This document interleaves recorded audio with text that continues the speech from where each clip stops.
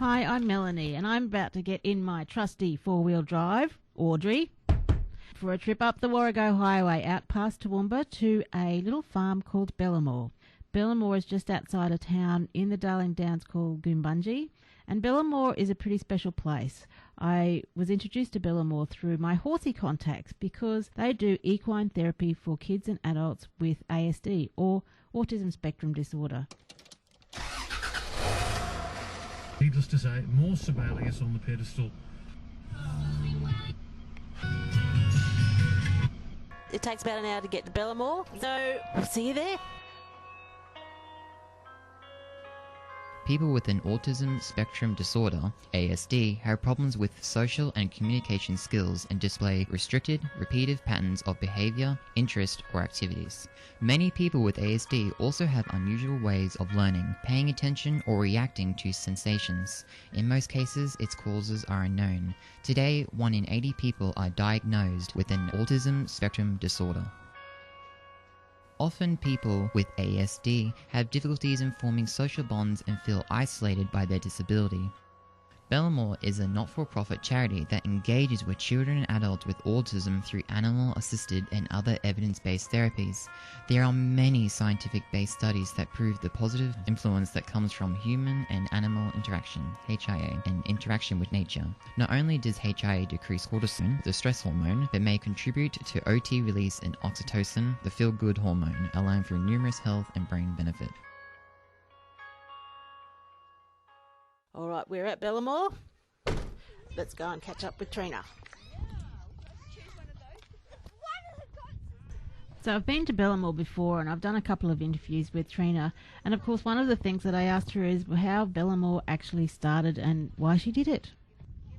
Bellamore originally became of existence because my son was diagnosed being on the spectrum of autism, and we moved from the city out to the farm. And one of the things that I wanted to do was research a lot of different opportunities for Kalani to actually assist him and support him.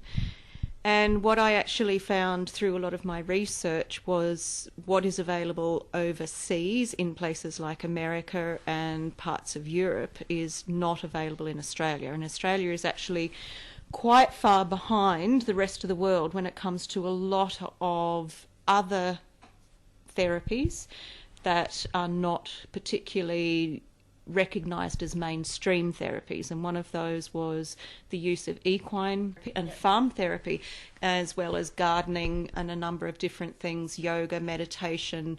There are quite a few out there, and being the person that I am, I decided that rather than get upset or disillusioned or feel even more isolated, I decided to actually get out there and create here what's already being done overseas.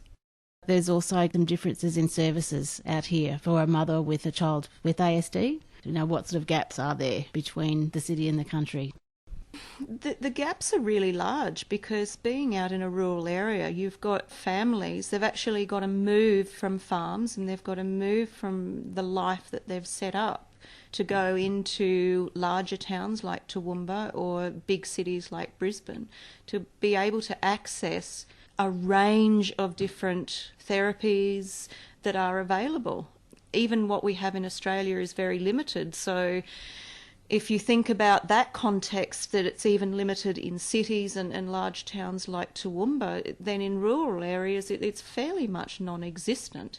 And that is incredibly sad because a lot of the reason that we actually came out to the farm was to leave the city, was to leave all the white noise, the constant 24-hour-a-day hive and hub of activity that cities are. So when you come out here, it's a lot more peaceful, it's a lot more quiet, there's a lot less light pollution, noise pollution, there's a lot less people. Just works all round. So when you've got families that actually establish lives and set up on farms and have to leave that and sell up just to get better access to the limited amount of therapies out there, then that's really quite sad. One of the challenges that I've perceived in doing research for this is that autism or ASD has the perception of being intellectual disability. That's not the case? No, it's not. It's actually a neuro difference. And this is what's really, really fascinating with a lot of the research that I've been doing lately, where they've been looking at the actual grey matter of the brain, the matter that actually covers the brain, and how that varies throughout an individual's lifetime. There's been a very recent study out that actually talks about the folds of the brain. The amount of fluid around the brain can be greater with those on the spectrum as well. So one of the things that I find really, really fascinating is the actual difference of the organ being the brain itself. And this is where a lot of the studies are actually looking at, and it's fascinating. And I'm getting very passionate and driven about it. I can tell. Well, it's true because, for so long, so many families struggle with a perception of autism and a perception of Asperger's, and it's just not right. I know that there's a lot of doctors and there's a lot of professionals out there that still don't recognise Asperger's, even though it is now combined on the autism spectrum within the DSM-5, which is what the professionals use to as a diagnostic tool. There are a lot of professionals that still don't recognise it. And that is incredibly sad because the studies that they're doing, the brain imaging, etc., that they're doing is showing these differences. So they've actually, in this longitudinal study, been able to measure the difference in minute parts of a millimetre of the coverage of the grey matter of the brain and how it gets thicker and thinner over an individual's lifetime on the spectrum, and how that varies to a neurotypically developed brain. That raises the question is, how can you tell that someone has autism or ASD? That is a question that even the experts disagree on. So Karen is the mother of 2 children that are Bellamore, and I asked Karen and Trina what they thought about the situation when you're in a supermarket when there's a child pulling a tantrum. Is it ASD, is it Asperger's, or is it just a child being naughty? It's such an individual circumstance because so many of our children on the spectrum, at the end of the day, they're just children. The reason for that question is, and there's that old age thing, they just need a good slap. How do you react to that? Do not judge at first glance. Children will be children. Children who have Asperger's or autism will still act out as children. They are no different. If they want something, they can chuck, I guess, in inverted commas, a tantrum like any other child. But deep down, in other circumstances, it could be other outside influences that are impacting their behaviour. In a shopping centre, it could be sensory overload. So it could be a matter of the noise, the lights and everything, that their world is so confusing and so loud to them that their behaviour is a reaction to their environment. Or it could be just a 5-year-old child wanting to get a lolly. So again, do not judge each individual circumstance, but to be compassionate and to show empathy for everybody that you come across, whether it's a mother dealing with a 5-year-old having a tantrum. It's still stressful for that mother. If it's somebody who has a child with a diagnosis and it's a sensory overload and they're having a meltdown, they definitely need compassion and understanding.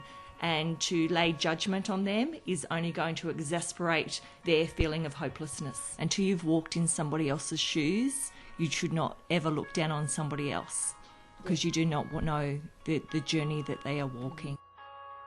Karen is a mother of 2 children that are at Bellamore. How did you find Bellamore, and what difference has it made to you personally and also to your children?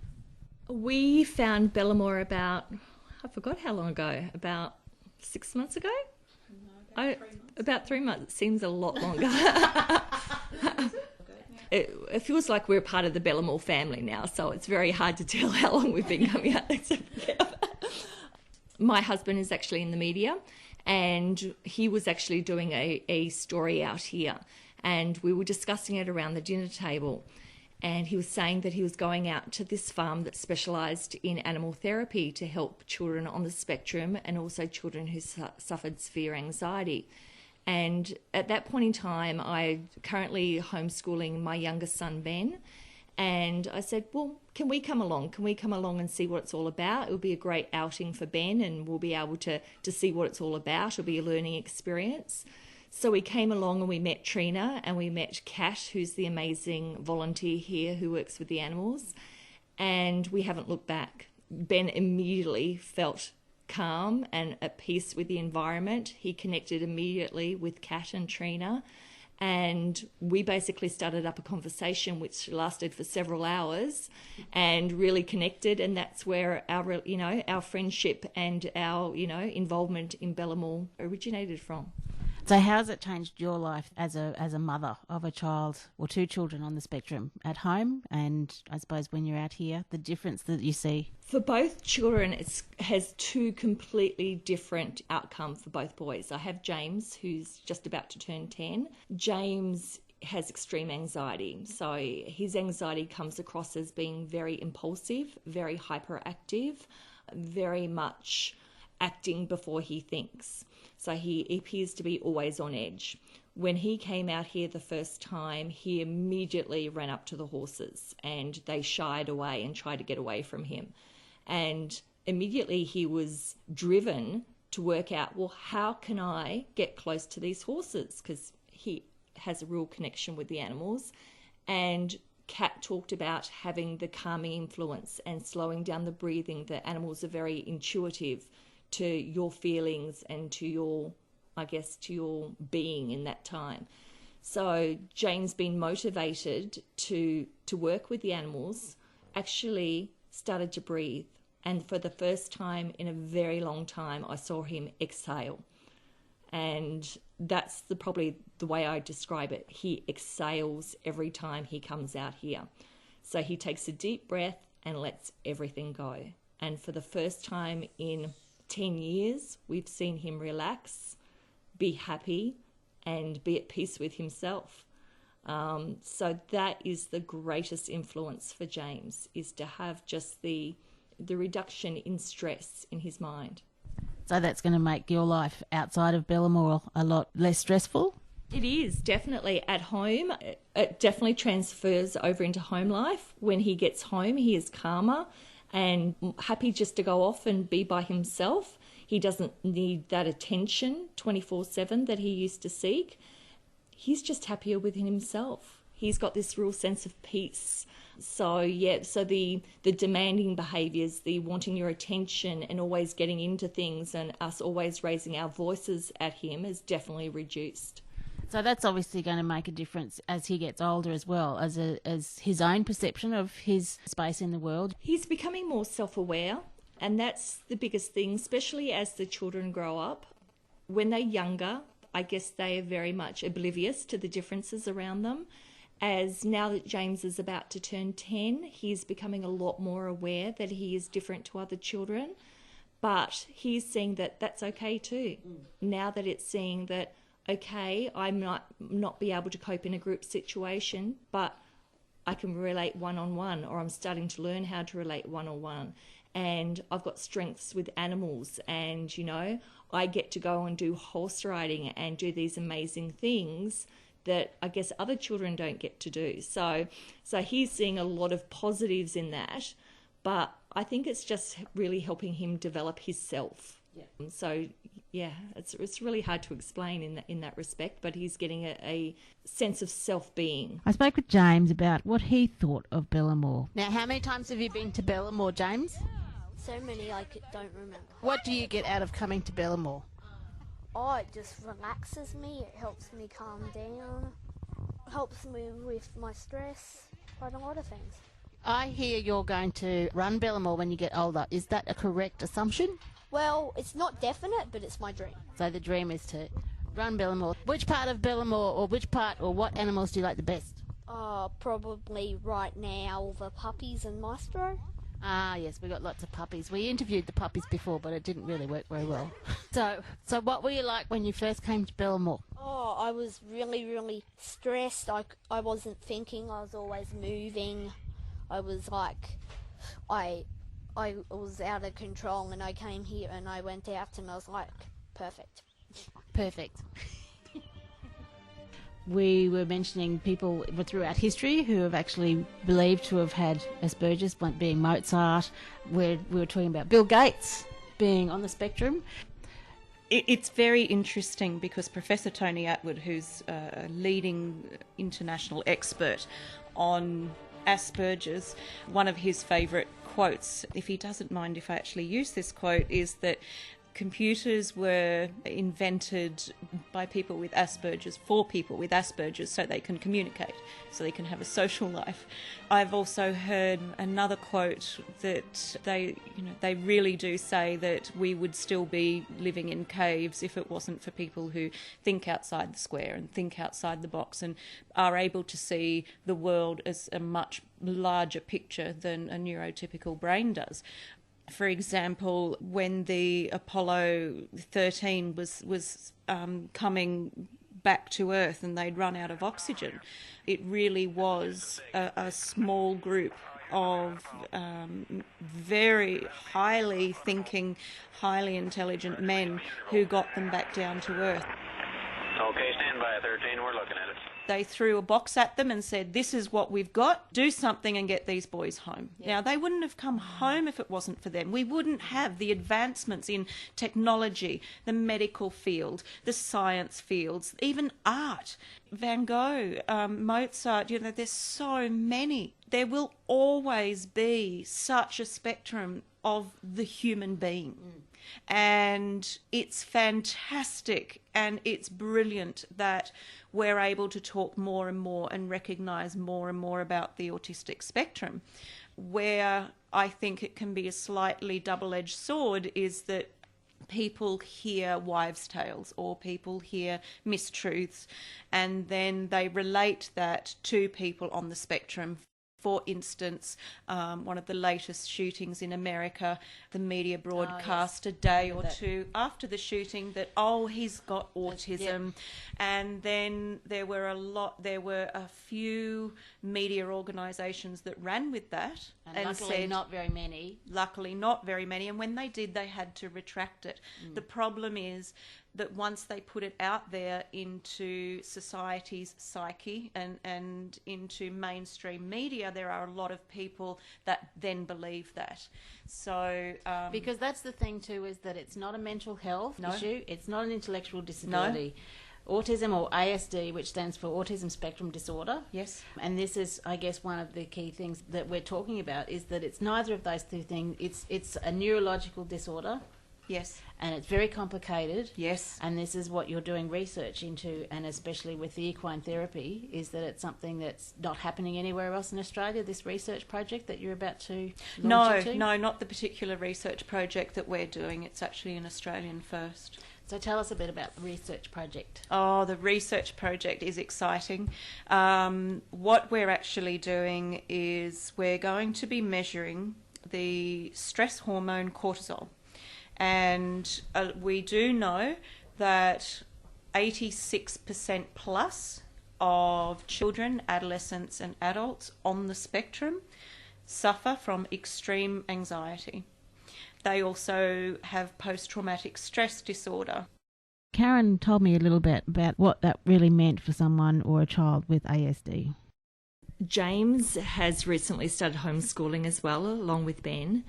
And what led to that was a ongoing, I guess, feeling different at school and not being accepted at school, not being catered for at school.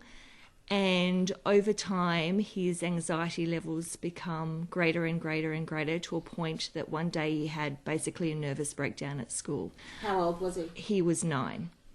And the sad thing is he actually loves school. He loves learning. He loves being involved in thinking, and the teachers love him because, as Trina was saying, he actually thought outside the square.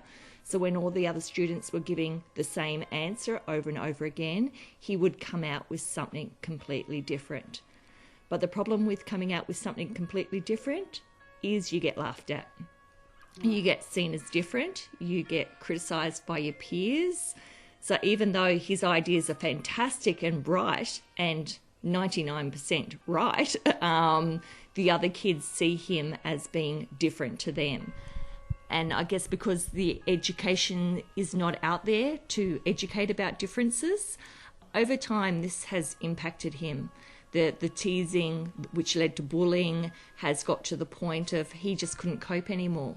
So not only was he coping with Asperger's, but because of the environment that he was in, it was creating severe anxiety for him as well. So is that just this ongoing lack of understanding of what ASD and Asperger's and autism and what it is in general? So if there was actually a better understanding of how these children see the world. I think it's a combination. I think it's stressful for the children anyway because the world is so chaotic to them. The world is just so noisy and so foreign in so many ways that they just don't understand. So that causes anxiety. But there is also that outside anxiety from the misunderstanding. So we did actually talk about James, but you mentioned earlier that Ben's outcomes were different than James. Definitely. You were talking about, I think it was Trina before, or was it yourself saying that autism is a spectrum?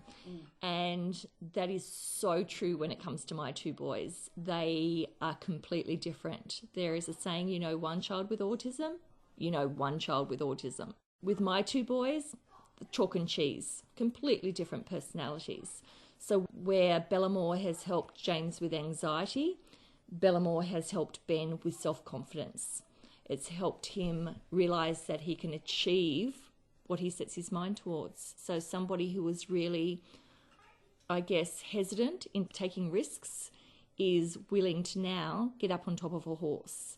And that, I guess, overflows at home. So when we go into a new environment, he goes, well, I said on my street today, I can do this. So it's definitely a self-growth in confidence for Ben. So both of those children, though, the change in the last 6 months, how has that changed your perception of what their future is going to be like? I've always had a positive outlook for their futures. I always believe that whatever happens in life happens for a purpose, and Trina and I have spoken about this. So I feel very blessed to have come across Bellamore because I think it is a key to their future. I think it's definitely going to help develop them personally in their confidence and in their abilities as well.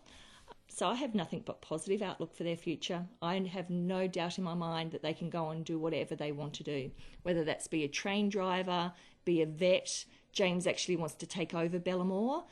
So I don't really worry about the future. I just live every day as it is and try to help them grow and to become self-sufficient. I only mention that because currently the employment for adults with ASD is only 15%. So there is a long-term benefit for organisations like Bellamore and other organisations for that understanding with ASD. But I guess what we're saying is that this is the sort of thing that is not just about medication. We're not talking about, Ritalin, and we're not talking about that. We're actually talking about the inner growth of these children. I think getting community awareness is the greatest need at the moment. Yeah. Those adults who struggle in the workforce, it may be that they answer back abruptly, but in their minds they are just answering a question black and white.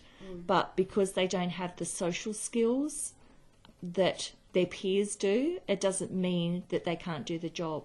It just means that society has to be more tolerant and more understanding of their differences, because they are not acting the way they are to be rude.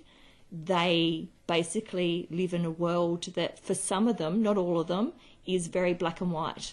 So they are very literal.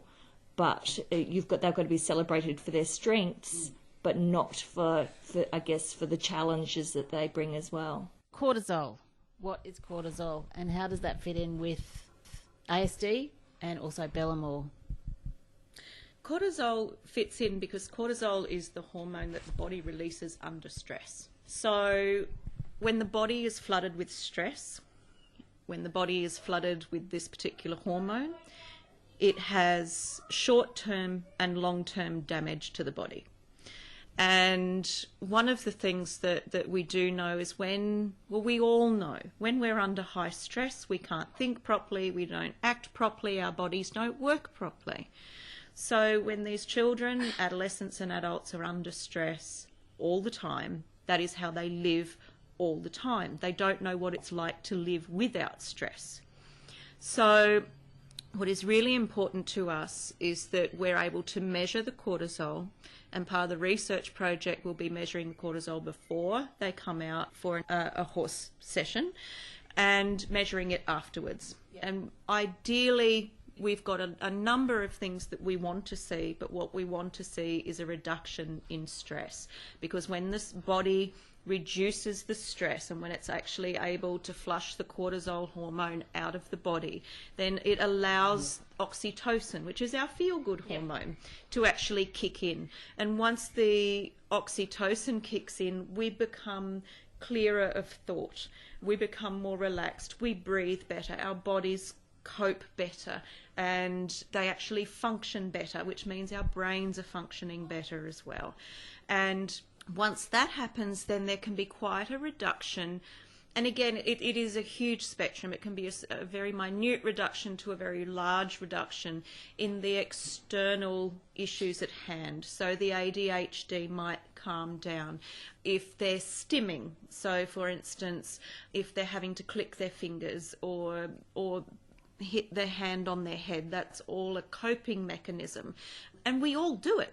We all do it, whether it's going for that cup of coffee or that cup of tea, whether it's going for that cigarette or that glass of beer at the end of the day. We all have coping mechanisms, which is actually a stim. So you see a reduction in all of that.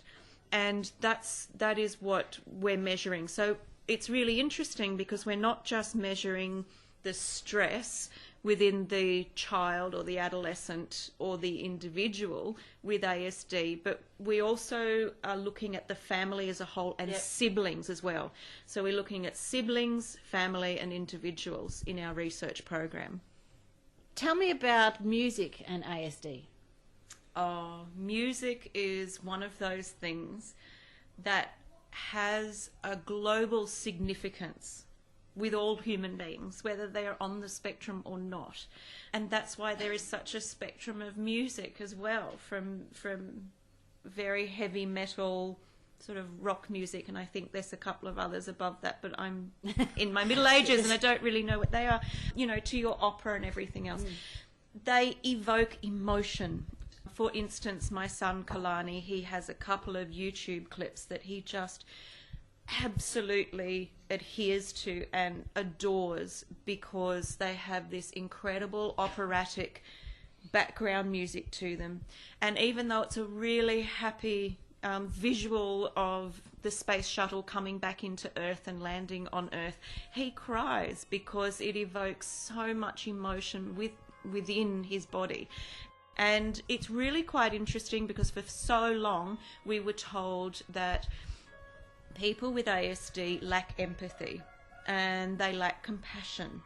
And it's actually not the case. They can actually feel up to 10 times greater than what we do.